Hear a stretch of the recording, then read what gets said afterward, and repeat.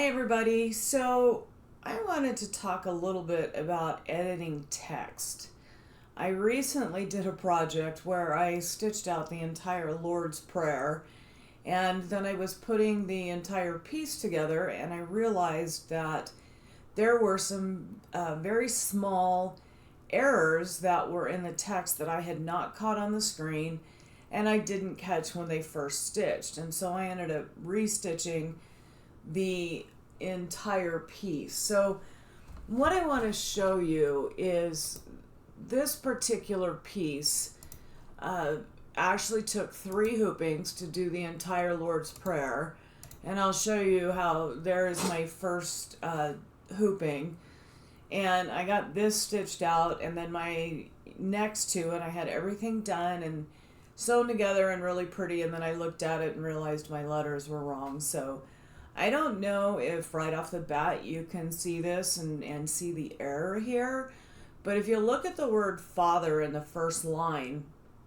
this is the way that the text digitizing put it in there. And so rather than Father, it looks like Fat Her. So, excuse me, not a major issue, but it does look rather funny. So really quick, let's look at editing text. So you're going to select your text, and then you're going to right click your mouse, and you're going to click Edit Text. Now I want you to see in the Edit Text you have little yellow blocks and you have little blue blocks. And this is going to allow you to work with either your spacing on your wording or your spacing on your lettering. The first thing that I want to talk about is the spacing on the lettering. So in the word Father, where the A and T are so close together, this is what we need to come in and correct. So we're going to come in with our mouse, and we're going to wait until we're going to look for this little yellow block right here. And when we're hovering over it, you'll notice that it changes to a little plus sign.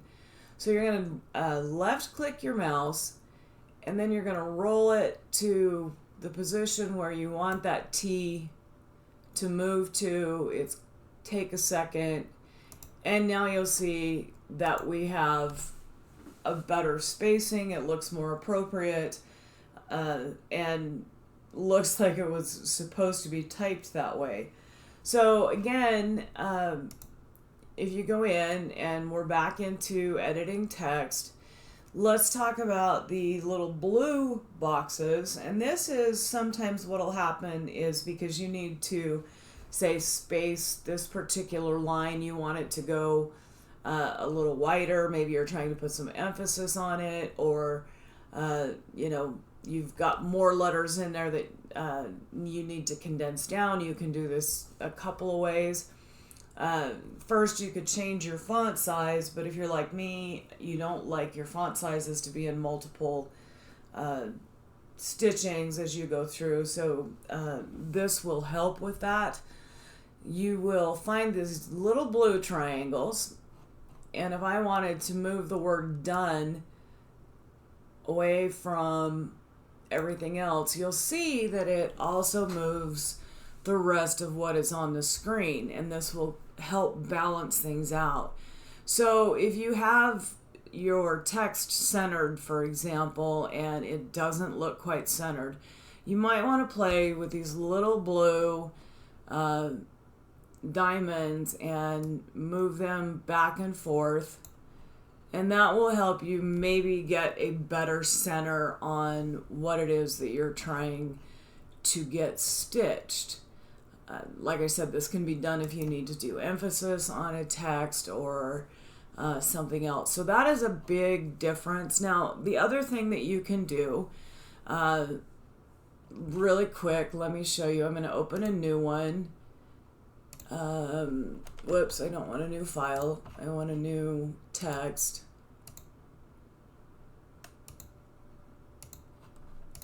And we're just going to type out a sentence real quick.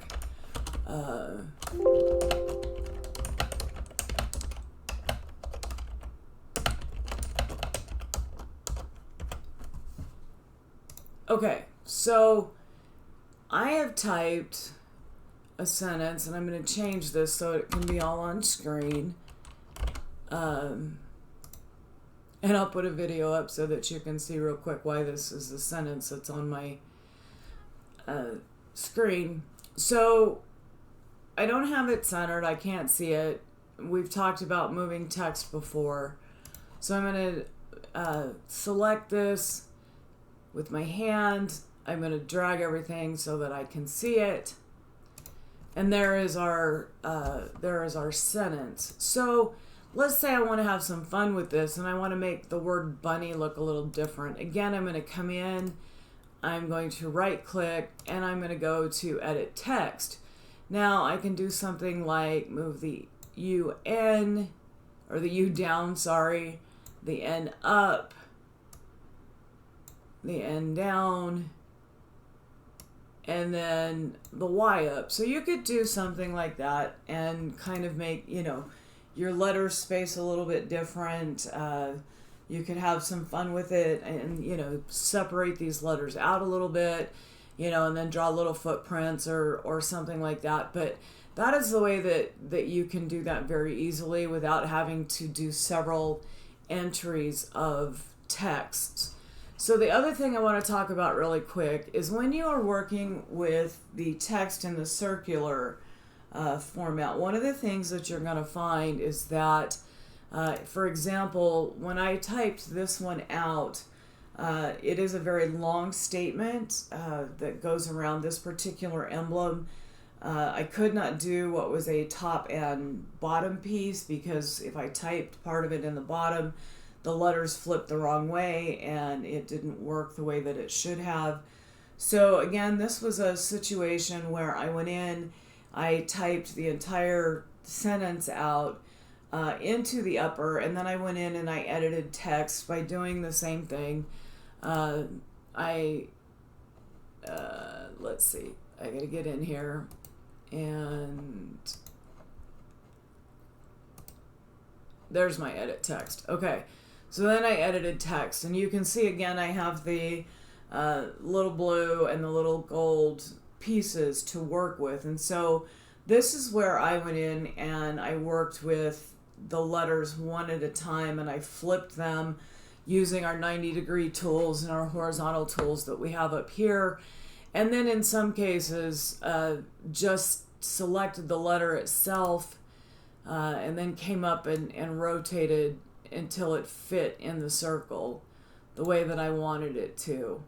So sometimes when you're working with a circular, your edit text is actually going to work out better for you than the digitizing will do over here, because you may not be able to use this lower portion depending on what you're doing. The other thing with editing text, remember that when you do a circular text, this is going to be how you're going to size that text around your design. And that is going to be to drag that little corner out this way, drag this, back in, or hit your rotate and rotate it around your design depending on what it is. So hopefully, if you've had issues with text, or if you are doing a text-heavy project, and I will post a picture of the project that I did so that you can see what I'm talking about. The big thing is always proofread your screen. I suggest putting it on your screen, getting up, walking away, coming back, and then looking at it, and then always look at it again when it's on the machine. Sometimes it may look right on the machine or on the computer, and then you get to the machine and you find the error. But trust me when I tell you, there's nothing worse than getting everything stitched out and then finding an error and thinking I have to go back and I have to do this entire thing over again. So any questions, you guys know how to get a hold of me, and I hope this was helpful to some degree.